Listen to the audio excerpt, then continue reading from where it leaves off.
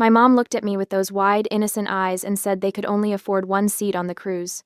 My sister was going. I was expected to be mature about it. They had no idea that while they were packing swimsuits and sunscreen, I was quietly packing up the entire house receipt by receipt. Sunlight filtered into the dining room of my parents' house, casting long shadows across the table where I sat across from my mother, father, and younger sister, Lydia. The Saturday morning air smelled like coffee and the cinnamon rolls my mother had warmed up, comfort food she only brought out when she wanted something or needed to deliver bad news. I should have known right then. My mother announced the 10-day Caribbean cruise with a theatrical flair that would have made a Broadway actress jealous. Her hands moved through the air as she described the ocean view cabin, the all-you-can-eat breakfast buffet, and the spa credits that came with the premium package. She painted such a vivid picture that I could practically smell the salt air and feel the tropical sun on my skin. "It sounds amazing," I said, genuinely happy for them. After the year they'd had Dad's health scare in March, Mom's anxiety about his recovery, they deserved a break. "When do we leave?" 2. The atmosphere shifted so abruptly I felt the temperature drop. My mother's animated hands froze mid-gesture. My father suddenly became fascinated with his coffee mug. Lydia, my 29-year-old sister who still hadn't figured out what she wanted to do with her life, looked anywhere but at me. "Am I going too?" I asked, that simple question hanging in the air like smoke. The silence didn't just hang there, it suffocated the room, pressing down on my chest until I had to remind myself to breathe. Instead of a flat rejection, which would have been honest at least, my mother reached across the table and grabbed my hand. Her fingers were warm, her grip tight, and her face arranged itself into an expression of perfectly practiced guilt. "Hinsley, honey," she began, her voice dropping to a conspiratorial whisper, dripping with that sweetness she reserved for manipulation disguised as maternal concern. "You know how hard this year has been. The Robinsons next door just got back from Italy, and your father, honestly, he feels like he's failing us. With the cut hours, he feels small. This cruise isn't just a vacation. It's about dignity. It's about showing everyone, showing himself that he can still provide a premium life for his family." She squeezed my hand, looking at me with wet eyes. "The doctor said, stress is his worst enemy right now. He needs space to breathe and relax, or I'm afraid he'll collapse. And the cabin we booked, it's the deluxe suite. It's designed for 3 people, max. Buying a 4th ticket would have tilted the budget from tight to impossible. You understand, don't you? You've always been the sacrifice hitter for this team, Hinsley. We need you to take one for the team so your father can feel like a king for 10 days. I wanted to point out that Dad's need for dignity had never stopped him from inviting his poker buddies over to crowd around the dining table I'd bought, but I stayed quiet.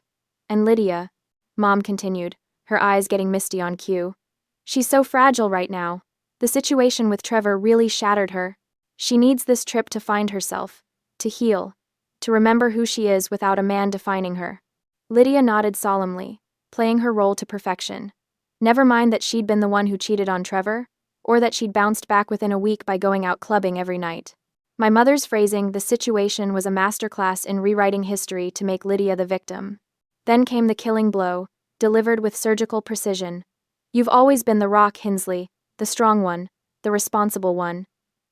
My mother squeezed my hand tighter. "We knew you'd be the only one mature enough to understand why we couldn't make it work for 4 people. You'll be fine holding down the fort, won't you? Someone needs to stay here, water the plants, collect the mail. You understand, don't you, sweetheart?" It wasn't a question. It was a command wrapped in flattery, a weaponized compliment designed to silence any protest before I could form one. My father finally looked up from his coffee mug, clearing his throat. "It's been a tough year financially, Hinsley. We had to make some hard choices to keep up appearances. But you know we'd bring you if we could afford it." The lie sat between us like a third presence at the table. I knew the truth they weren't saying. I'd seen the credit card statement on the counter last week when I'd been organizing their mail, another one of my unofficial responsibilities. The cruise was charged to a card with an 18% interest rate. They hadn't saved for this trip.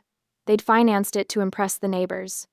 And when the bills came due in a few months, when Dad's cut hours and medical expenses made it impossible to pay the minimum, they'd come to me, just like they always did.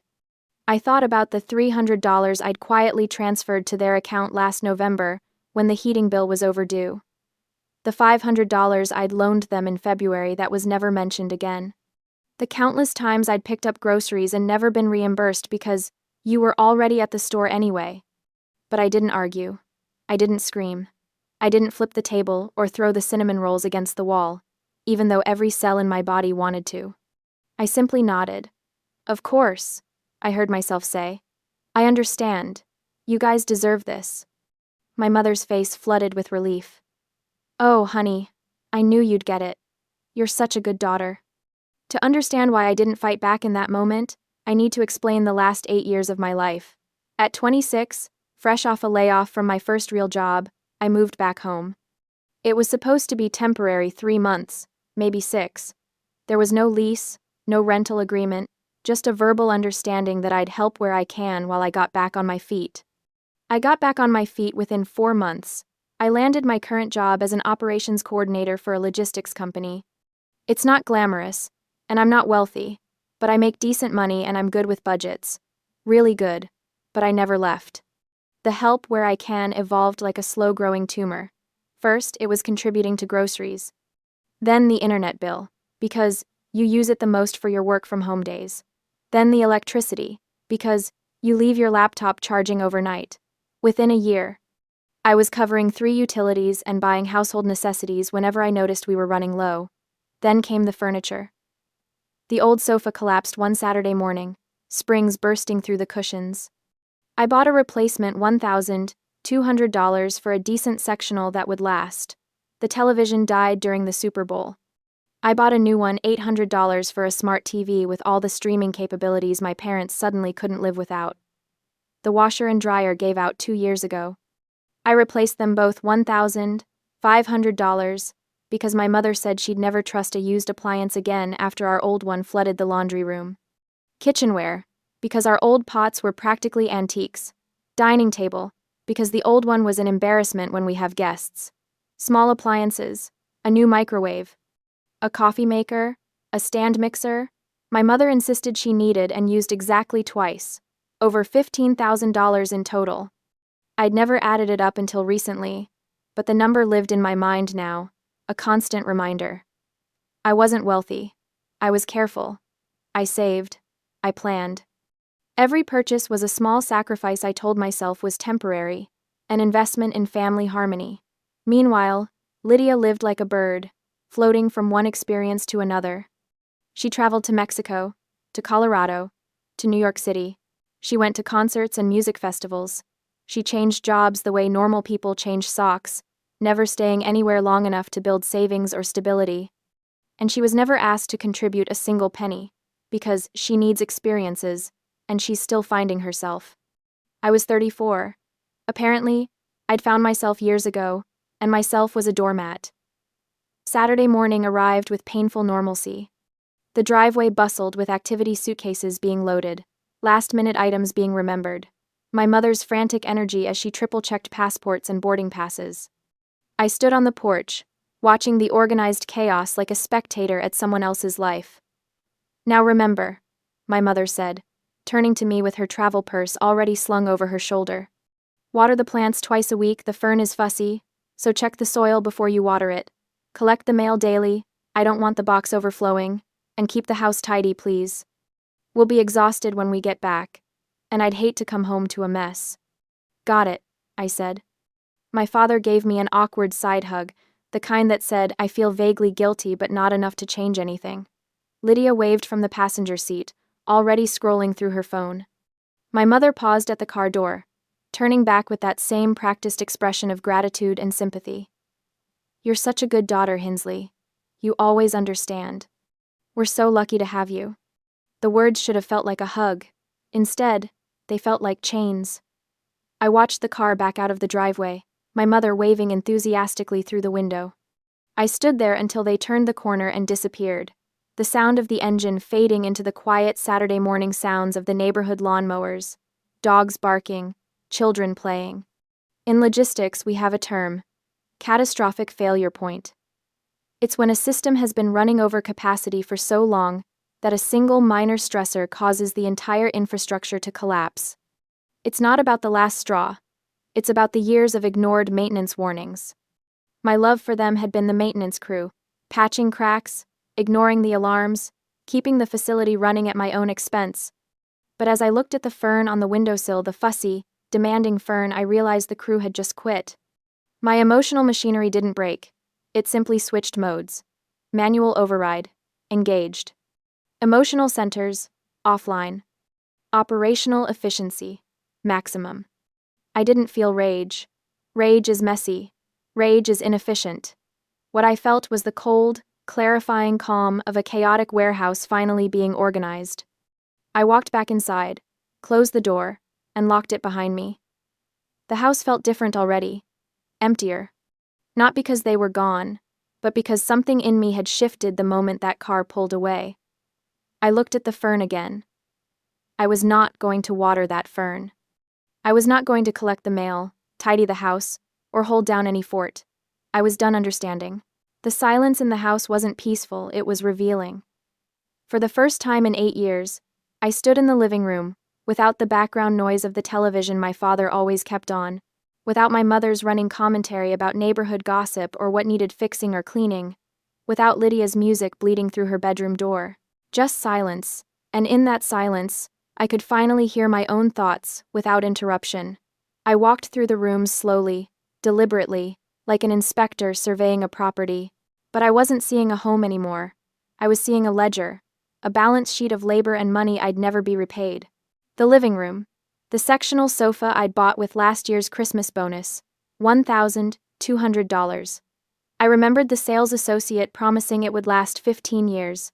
I'd picked a neutral gray because Mom said it would go with everything. I ran my hand over the cushions, thinking about the 15 years I was supposed to have with this piece of furniture. Years I'd apparently gifted to people who couldn't even afford to take me on a cruise. The entertainment center, the television $800, purchased over 6 months of monthly payments because dropping that much cash at once would have destroyed my emergency fund. I'd set up all the streaming services, taught Dad how to use the remote, and watched my recommendations fill up with shows I never picked. The dining room, the table I'd saved 3 months to buy, another $600 that somehow never got discussed as my table, but became the family table within a week. I traced my finger along the edge, remembering how proud I'd been when it was delivered. How stupid. The kitchen. The stand mixer, $300. The new coffee maker, $150. The set of pots and pans, $400, that replaced the embarrassing antiques my mother complained about. All of it top quality, because when I buy something, I buy it right. That was my philosophy: invest in good things that last. How ironic that I'd never applied that philosophy to relationships. The laundry room. The washer and dryer set. $1,500 total. Purchased after our old machine flooded the floor, and my mother had a complete breakdown about mold and water damage. I'd researched models for 2 weeks, read hundreds of reviews, and picked the most reliable consumer-rated set I could afford. These weren't just objects anymore. They were evidence. Evidence of a pattern I'd been too close to see. I climbed the stairs to my bedroom, the smallest of the 3, because Lydia needed the bigger one for her creative space, which mostly meant piles of clothes and abandoned hobbies. I sat at my desk and pulled open the bottom drawer, extracting a navy blue folder I'd kept since college. It was a habit from my work as an operations coordinator. I documented everything. Order numbers, tracking confirmations, delivery dates, warranties. I filed receipts not because I suspected anything, but because losing documentation drove me crazy. If something broke under warranty, I needed proof of purchase. If a company overcharged me, I needed evidence. It was professional habit, nothing more. Until now, I opened the folder. Bank statements going back 6 years, email confirmations from every major purchase, photos of receipts I'd snapped on my phone and forgotten about. Even a few handwritten notes I'd made during particularly expensive months, tracking where my money had gone.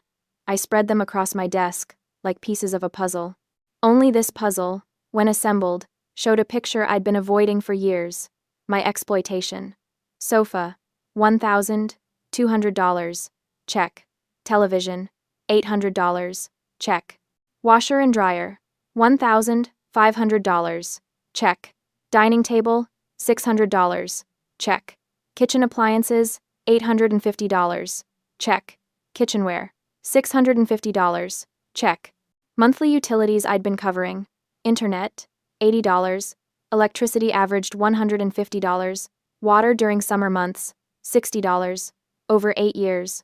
I opened my laptop and created a new Excel spreadsheet. Column A, item. Column B, cost. Column C, purchase date. Column D, current estimated value. My fingers moved across the keyboard automatically, that same efficiency I brought to logistics problems at work. This wasn't emotional anymore. This was data. Data I could quantify, organize, and weaponize. Total spent, $15,340. The number glowed on my screen like an accusation. $15,340. That was a decent used car. That was a year of rent. That was 6 months of savings I didn't have because I'd been furnishing someone else's life. This wasn't about the cruise. The cruise was just the final insult, the moment the pattern became impossible to ignore. This was about 8 years of being the responsible one, the rock, the daughter who always understands while being systematically drained. I closed the spreadsheet and sat back in my chair, staring at the ceiling. A water stain shaped like a cloud marked the corner, something I'd noticed 2 years ago and offered to have fixed. "Don't worry about it," Dad had said. "We'll get to it eventually." Eventually never came, but my contributions always did. The realization didn't crash over me like a wave. It crystallized, sharp and clear. I needed to leave, not eventually, not after the cruise. Not after having a family meeting, where I'd be gaslit into staying for just a little longer. Now, while they were gone. While I had 10 days to execute without interference. I opened my laptop again, but I didn't waste time browsing apartment listings or waiting for credit checks that take weeks. I'd learned long ago that residential moves are slow, bogged down by applications, reference checks, security deposit negotiations, and landlords who take forever to respond. Instead, I pulled up my corporate contacts from work. Our logistics company partners with corporate housing providers, furnished executive suites, designed for relocated employees, traveling consultants, people in transition, who need move-in-ready solutions immediately. I scrolled through my saved emails until I found it. Coastal Executive Suites. I'd booked accommodations there for visiting regional managers at least a dozen times. I knew their process. I knew their turnaround time. And I knew they valued corporate relationships, which meant minimal paperwork and fast approval. I called the direct line, bypassing the website entirely. Coastal Executive Suites, this is Marcus. Hi Marcus, this is Hinsley Graham with Davidson Logistics. I need an emergency 30-day booking for myself, personal situation. What do you have available for immediate occupancy? Let me check. We have a 1-bedroom ocean view suite available now. It's $2,500 for the month. All utilities included. Fully furnished, kitchen stocked with basics. Would need a credit card hold and your corporate employee ID for verification. $2,500. It was expensive, almost double what I'd pay for a regular apartment. But I had a secret weapon. An emergency fund I'd been quietly rebuilding since the washer and dryer disaster 2 years ago, specifically for a catastrophic event. I just didn't realize until now that the catastrophic event would be my own liberation. Perfect. I'll take it. How quickly can you have the paperwork ready? Give me 2 hours, I'll email everything over. I hung up and stared at my phone. 2 hours. In 2 hours, I'd have a place to go. A place that was mine, where I didn't owe anyone anything, where the furniture belonged to the rental company and I could walk away when the lease ended without leaving thousands of dollars behind. My hands weren't shaking. They should have been. This was the biggest decision I'd made in years, but they were steady. This was how I operated under pressure at work. Identify the problem, find the most efficient solution, execute without emotion. Hesitation was the enemy of logistics. I spent those 2 hours not panicking, but planning. I pulled up a mental inventory of what I actually needed to take. My clothes, my laptop, my documents, my personal items. Everything else in this house, the furniture, the appliances, the kitchenware, belonged to me by purchase, but they could stay. Let them keep it. Let them realize exactly what I'd provided the moment it was gone. No, wait, not everything would stay. I walked back downstairs, through each room, taking mental notes. The sofa stays. The TV stays. The washer and dryer stay. But I'd take the coffee maker, the good one, the one I bought because I actually like good coffee. I'd take the stand mixer my mother used twice. I'd take half the kitchenware, the pieces I actually used when I cooked for myself. No, wrong approach. That was thinking like someone who still cared about being fair. New strategy. I'd take everything I bought, everything with a receipt, everything I could prove was mine, and I'd leave behind only what I felt generous enough to leave. My email pinged. The rental agreement from Coastal Executive Suites, ready for digital signature. I read through it carefully, occupational hazard before signing. Move-in date, Tuesday.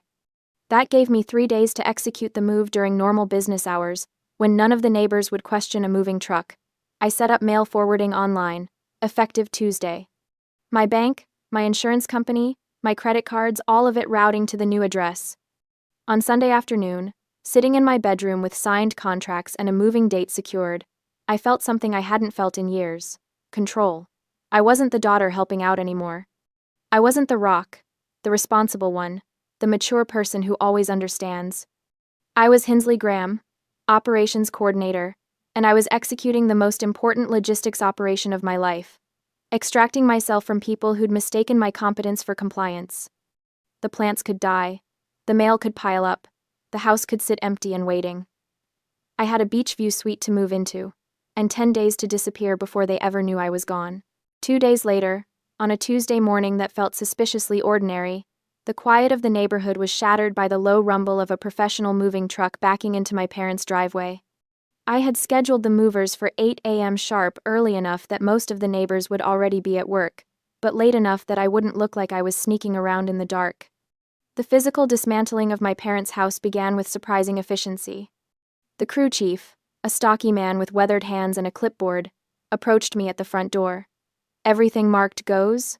he asked, scanning the interior with professional indifference. I nodded, my throat tight but my resolve ironclad. Everything with a yellow tag, nothing else. Dough, and... I had spent Sunday afternoon walking through the house with a roll of bright yellow stickers, methodically marking every single item I had purchased over the past 8 years. The sofa, where my mother held court during her phone marathons, yellow tag. The flat-screen television my father watched for hours while I cooked dinner after work, yellow tag. The dining table where Lydia never helped clear dishes, yellow tag. The matching chairs, the washer, the dryer, the stand mixer in the kitchen, the coffee maker, the microwave, the bookshelf in the hallway, even the shower curtain in the main bathroom. Yellow tags everywhere, like a bizarre treasure hunt in reverse. The movers worked with the kind of practiced rhythm that comes from years of breaking down lives and reassembling them elsewhere. They wrapped the $1,200 sofa in thick blankets, securing it with industrial-strength tape. The $800 television was carefully nestled into a custom box. The washer and dryer, $1,500 as a set, were dolled out on reinforced hand trucks, their white surfaces gleaming in the morning light as they rolled down the front walk. I stood in the doorway, arms crossed, watching the systematic erasure of 8 years of financial servitude. Each item that disappeared into the truck was a weight lifted from my chest. The dining table, the chairs, the area rug from the living room, the kitchen appliances, the bedding from the guest room I had occupied before moving out years ago, the towels, the cookware, the dishes, all of it. Gone. I had intentionally left behind the items I didn't pay for, the things that existed in the house before I became the family ATM. My father's old, worn-out recliner sat in the corner, its brown fabric faded and pilling at the arms. A cheap brass lamp my mother had owned since the 80s stood on the floor beside it, its shade yellowed with age. Some dusty decorative pieces, ceramic figurines, and fake plants remained on the mantel, untouched by yellow tags. Those things weren't mine to take. I wasn't a thief. I was simply reclaiming what belonged to me. As the movers cleared the living room, the space transformed before my eyes. What had once been cluttered and suffocating became vast and hollow. The hardwood floors, usually hidden beneath furniture and rugs, stretched out bare and scuffed. Dust bunnies cowered in the corners where the sofa had stood. The walls looked naked without the television mounted on the center wall. And there, in the midst of all that emptiness, sat my father's recliner. I stared at it for a long moment, feeling something sharp and complicated twist in my chest. That chair, that pathetic, threadbare chair, was the only real furniture left in the entire living room. It looked absurd sitting there alone, a monument to dysfunction, An idea struck me with the force of poetry. I walked across the empty room, my footsteps echoing in the hollow space. Bending down, I gripped the sides of the recliner and began to drag it toward the center of the room. The old chair protested, its legs scraping against the floor with an awful screech, but I persisted. When I reached what I estimated to be the exact center of the living room, I stopped. With precise, deliberate movements, I straightened the chair. I adjusted it left, then right, eyeing the angles from different positions in the room until it was perfectly centered. I stepped back, studying my work with the critical eye of an artist evaluating a gallery installation. There. Perfect. The recliner sat alone in the vast, empty void like a throne in an abandoned kingdom. It was a visual representation of the irony that had defined my life for nearly a decade. I had just treated that worthless chair with more care, more respect, and more consideration than my parents had ever shown me. The room didn't feel sad. It felt honest. "That's the last of it," the crew chief called from the front door. "We're heading to the executive suite now. You following us there?" "Yes," I said, taking one last look around. "I'll be right behind you." My friend Paige Holloway met me at the executive suite to help me settle in. She arrived carrying 2 iced coffees and wearing her trademark leather jacket, her auburn hair pulled back in a messy bun. Paige had been the first outsider to validate my reality when I finally confessed the extent of my family's financial exploitation months ago. "Holy hell, Sadie," she breathed, stepping into the furnished apartment. "This place is gorgeous." It really was. Floor-to-ceiling windows overlooked a slice of ocean in the distance. The kitchen had granite countertops and stainless steel appliances. The bedroom was spacious enough for a queen bed and a proper dresser. The furniture I'd brought from my parents' house, my furniture fit perfectly in the living room. As we unpacked boxes in the new space, arranging throw pillows and hanging artwork, my phone buzzed on the kitchen counter. I glanced at the screen. "Mom. Mobile." My stomach clenched. They were calling from the cruise, probably checking if I had watered their ridiculous plants like the obedient daughter they assumed I'd always be. I stared at the screen, watching it light up and vibrate with each ring. Paige looked over, saw the name, and raised her eyebrows in silent question. I shook my head. The phone rang and rang until it finally went to voicemail. Seconds later, it buzzed again, a voicemail notification. I didn't listen to it. I turned the phone face down on the counter and went back to unpacking. "You okay?" Paige asked quietly. "I'm perfect," I said, and I meant it. I spent the rest of the week settling into my new life. The executive suite became my sanctuary, a place where nobody demanded anything from me, where I could eat cereal for dinner if I wanted, where the only person I had to answer to was myself. The peace was terrifying at first. I kept expecting my mother to call with some emergency, some crisis that required my immediate financial intervention. I kept anticipating my father's guilt-tripping texts about his health, but my phone stayed quiet. They were on a cruise ship somewhere in the Caribbean, blissfully unaware that their safety net had vanished. Every morning, I woke up in my own space. I made coffee in my own coffee maker. I sat on my own sofa and looked out at the ocean. At work, I focused on logistics reports and shipping schedules with a clarity I hadn't felt in years. Mark Feldman, my manager, commented that I seemed different, lighter, somehow.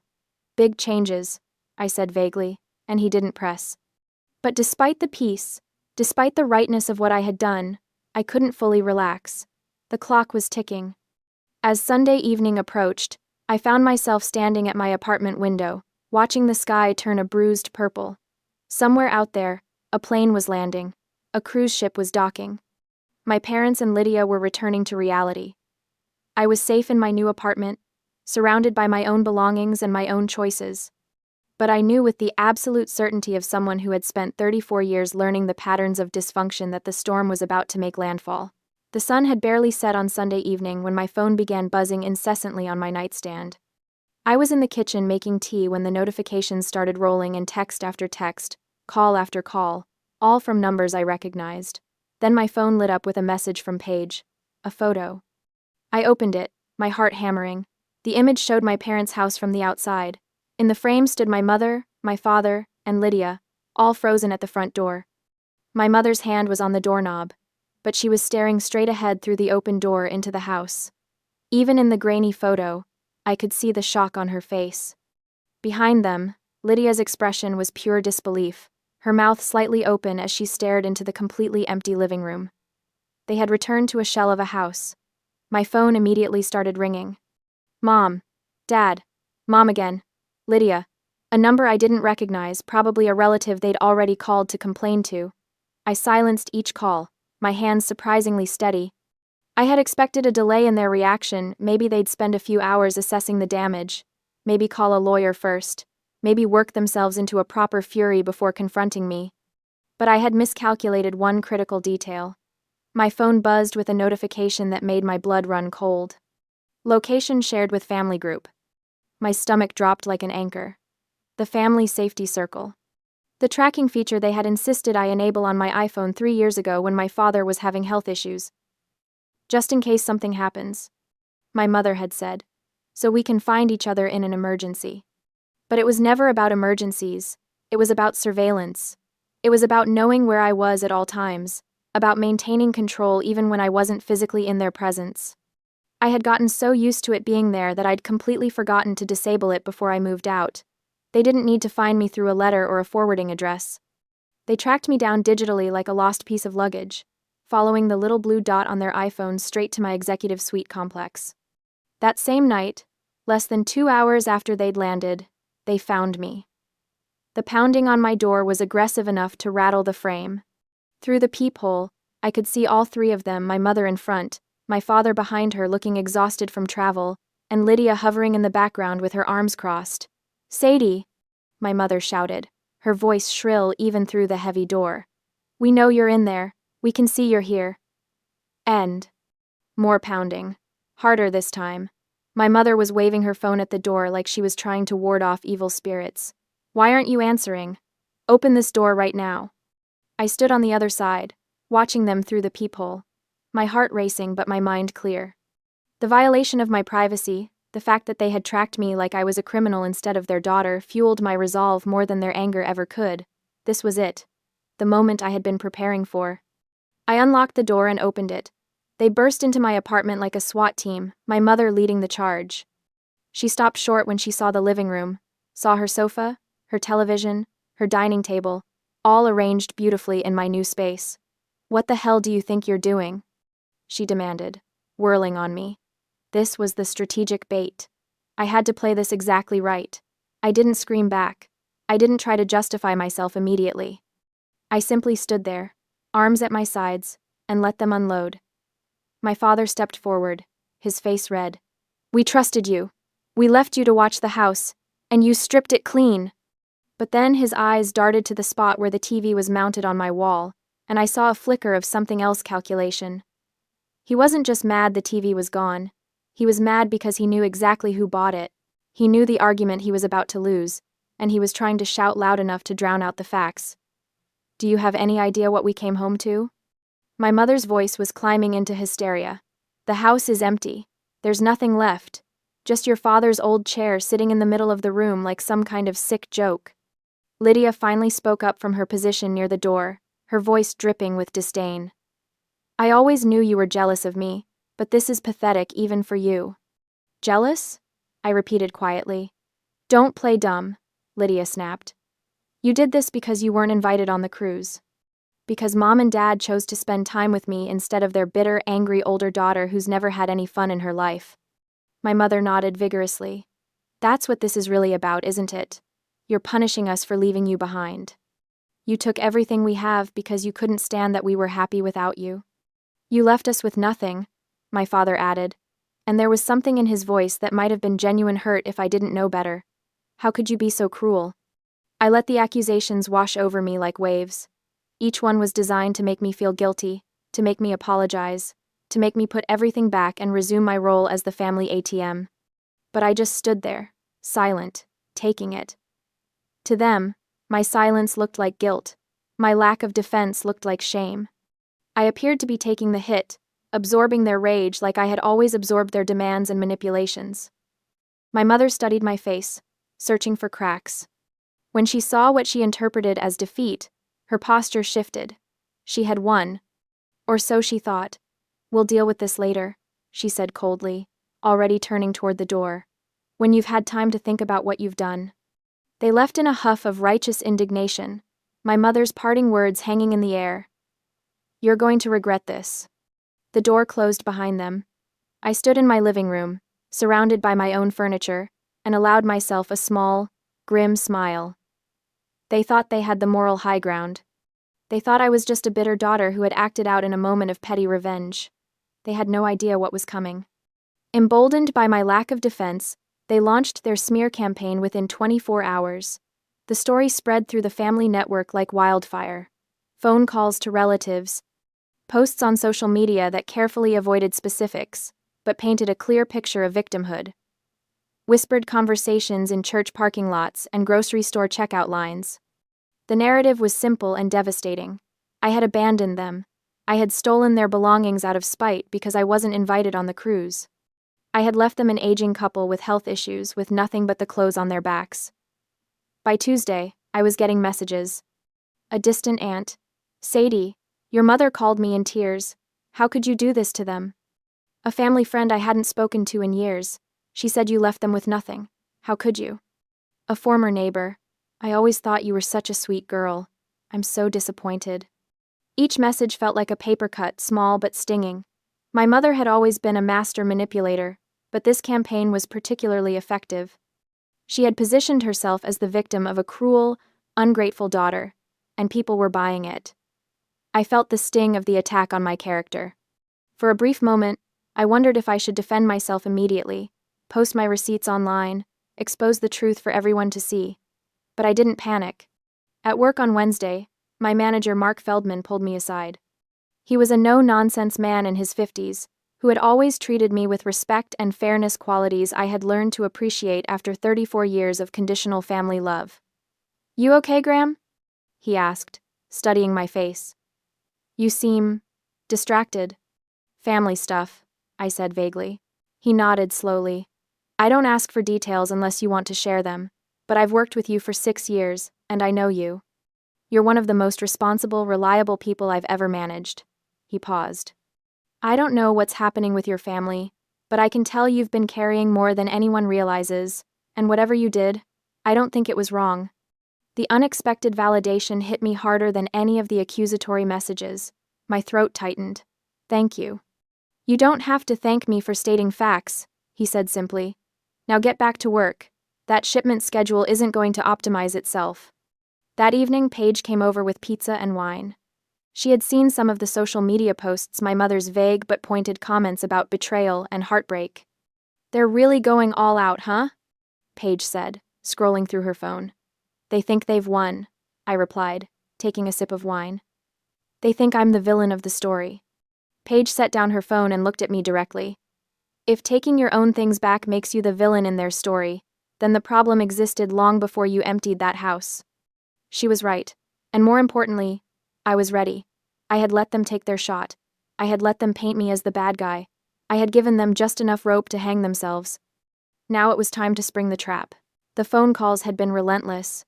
3 days of non-stop harassment from relatives I barely spoke to, suddenly very concerned about family unity and respect for your parents. Aunt Carol, who hadn't invited me to Thanksgiving in 5 years, left a voicemail calling me selfish and cruel. Uncle Jim texted paragraphs about how disappointed Grandma would be, never mind that Grandma had been dead for 7 years and never met half the furniture they were crying about. The smear campaign was working exactly as Mother had designed it. I was the ungrateful daughter, the thief, the one who abandoned her poor, struggling parents while they were on vacation. I let them talk. I let the rumors spread like wildfire through our extended family's group chats and Sunday dinner gossip sessions. I didn't defend myself, didn't explain, didn't justify. I just waited. Because I knew something they didn't.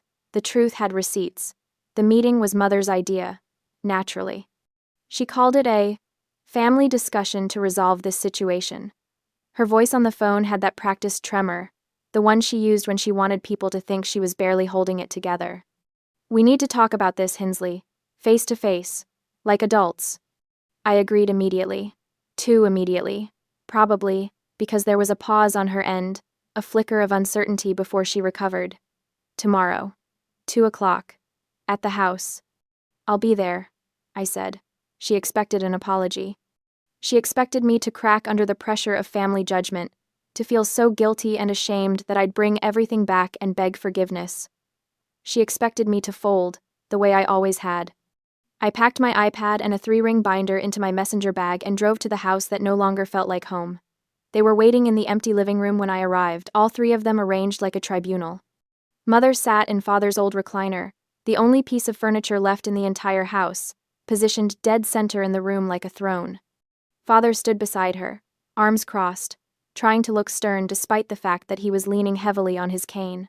Lydia perched on the windowsill, scrolling through her phone with studied disinterest. The room echoed, every footstep, every breath. The absence of furniture made the space feel enormous and hostile. "You came," Mother said, as if she doubted it.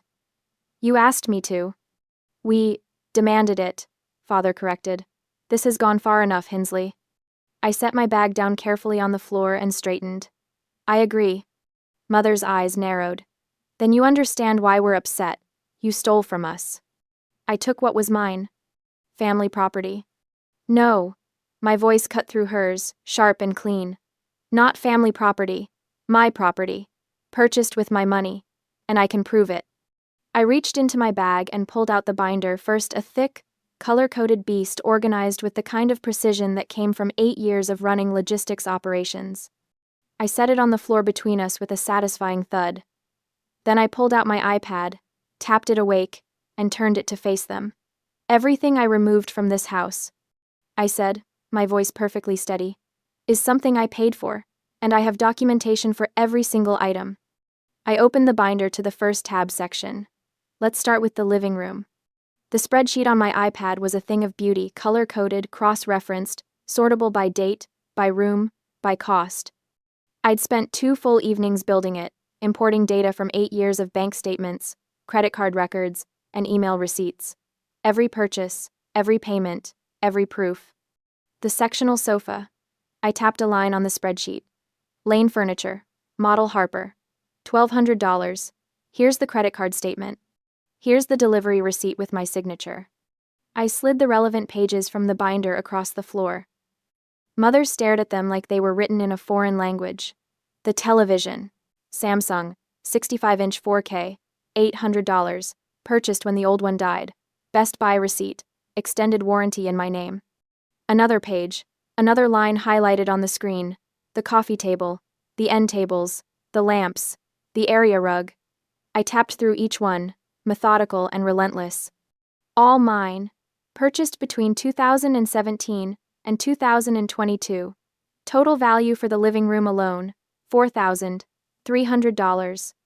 Father's face was turning an alarming shade of red. "This is ridiculous." The kitchen. I didn't let him finish. KitchenAid mixer, $350. Cuisinart food processor, $120. The entire set of all-clad cookware, $600. The kitchen table and chairs, solid oak, custom ordered, $900. "We needed those things," Mother said, but her voice had lost its confident edge. "You needed them. I bought them." I scrolled down. The washer and dryer, $1,500, purchased when the old ones finally died. Installation included. Here's the Home Depot receipt. Here's the service warranty. Here's the credit card charge. I looked up at them, meeting each of their eyes in turn. The guest room furniture, Lydia's room, $800. The desk in the office, the filing cabinets, the bookshelf, the vacuum cleaner, the steam mop, the air purifier in the master bedroom. Tap, tap, tap, each item lighting up on the screen, each receipt sliding across the floor. "Would you like me to continue? Because I can. I have 8 years of documentation. Every appliance, every piece of furniture, every household item I purchased to keep this place functional, while you spent your money on cruises and wine club memberships and Lydia's travel fund." The silence was deafening. I zoomed out on the spreadsheet, showing them the full scope. The total value of items I removed from this house is $15,743.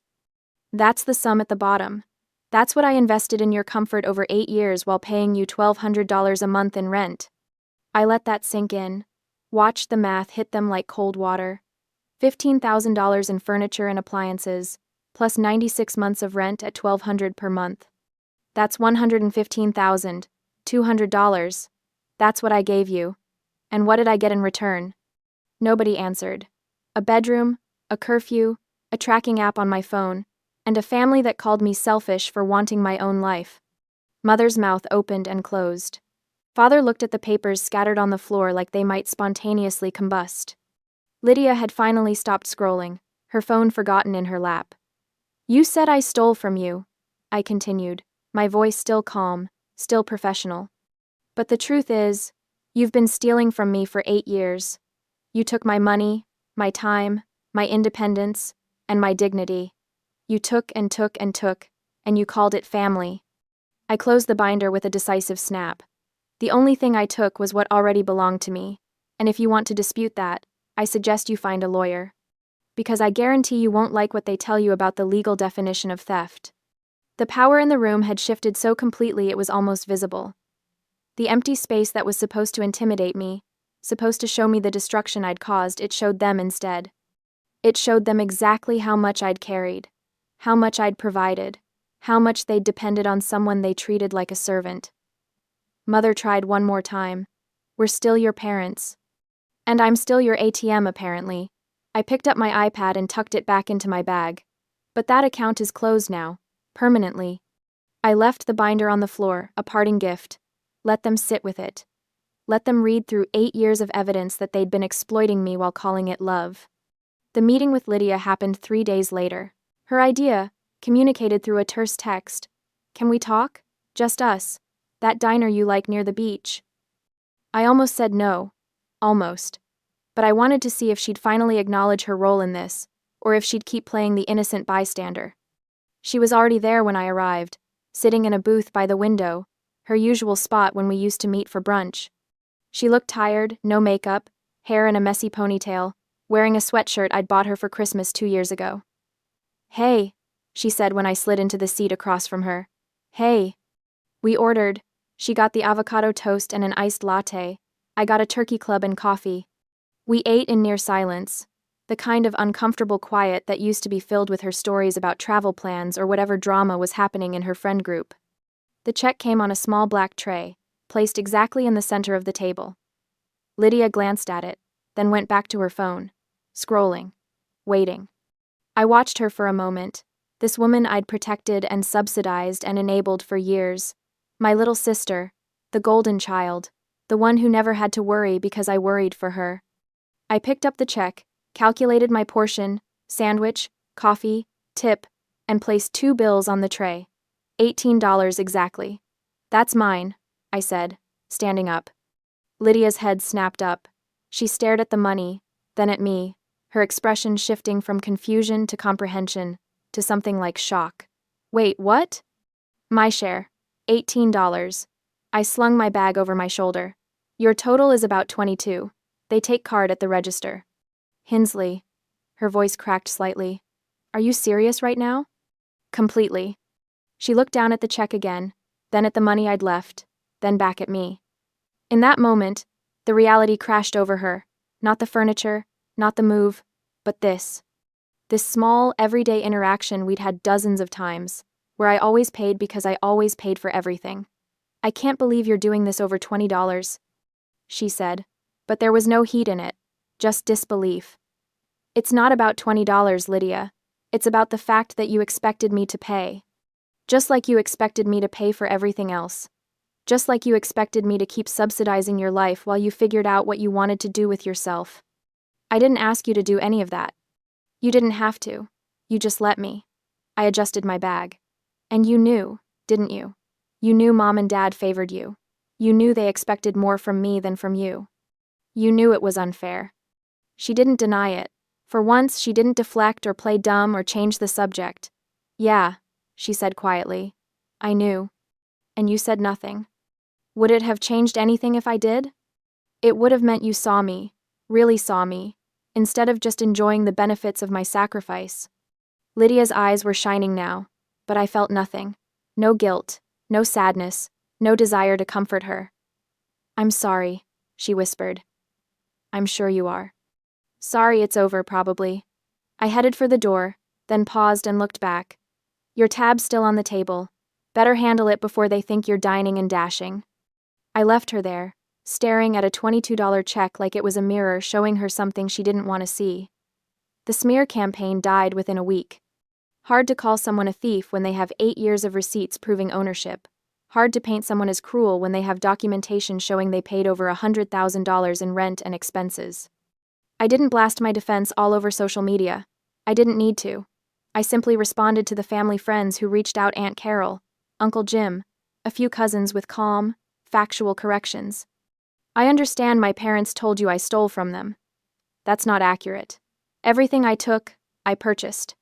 I have receipts if you'd like to see them. Most didn't ask for proof. The confidence in my voice was proof enough.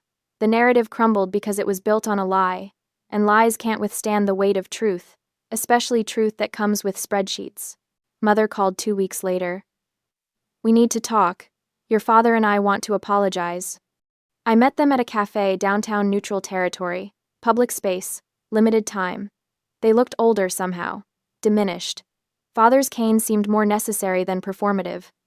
Mother's makeup couldn't quite hide the stress lines. We're sorry, Father said first. We never realized how much you were doing, how much you were carrying. But his tone had that edge, that subtle inflection that made it my fault for not speaking up sooner, for not making my burden more visible. We thought you wanted to help, Mother added. We thought it made you happy to contribute to the family. I stirred my coffee slowly, watching the cream swirl into patterns. You thought I wanted to pay $1,200 a month in rent while buying all your furniture and having a curfew at 34? We didn't force you. You didn't have to. You just made it impossible to say no without being labeled selfish. I met her eyes. And when I finally did say no, when I finally took back what was mine, you tried to destroy my reputation. We were hurt, Father said. We reacted badly. You reacted exactly as you always have, by making yourselves the victims and me the villain. Silence stretched between us, broken only by the hiss of the espresso machine and the murmur of other conversations. What do you want from us? Mother asked finally. What will it take to fix this? I don't want anything from you. That's the point. I leaned back in my chair. I'm not moving back. I'm not providing financial support anymore. If you need help, you figure it out. Get jobs, downsize, sell the house. That's not my problem to solve. But we're family. And family shouldn't exploit each other. Family shouldn't track each other's location like criminals. Family shouldn't play favorites and expect the unfavored one to just accept it. I pulled out my phone and showed them something I'd done the week before. I'd removed myself from the family safety circle. My location was now permanently, blissfully private. I think you should consider therapy, I said. Both of you. Maybe family counseling if Lydia's willing. But that's your choice, your responsibility, not my project to manage. Mother's face crumpled slightly. So that's it? You're just done with us? I'm done being used by you. If you want a real relationship, one based on mutual respect and boundaries, I'm open to that. Eventually. But it starts with you acknowledging what you did and actually changing. Not just saying you're sorry because you lost your safety net. Father opened his mouth, closed it, opened it again. We'll think about the therapy. You do that. I stood up, leaving money for my coffee on the table. And while you're thinking, maybe consider what Lydia's going to do now that I'm not paying for her lifestyle either.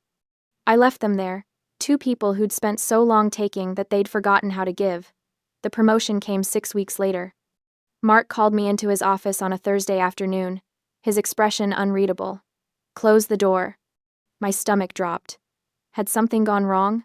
Had they found some mistake in my work? Your organizational system for the Henderson account, he said, pulling up something on his computer. I showed it to the regional director. She was impressed. Very impressed. I blinked. Oh, thank you. We're creating a new position, Senior Operations Coordinator. It comes with a significant raise and your own team. He turned the monitor toward me, showing a job description that made my heart race. I'd like to offer it to you. The salary was $30,000 more than I currently made.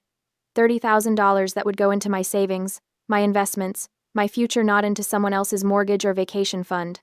I accept, I said, my voice steady despite the joy flooding through me. Good. Mark smiled. Something rare for him. You've been carrying a lot outside of work, Hinsley. I don't know the details, but I've seen the change in you these last few months. You seem lighter.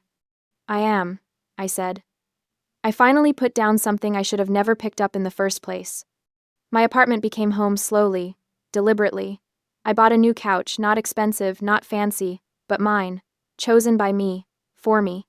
I hung artwork I actually liked, instead of generic prints.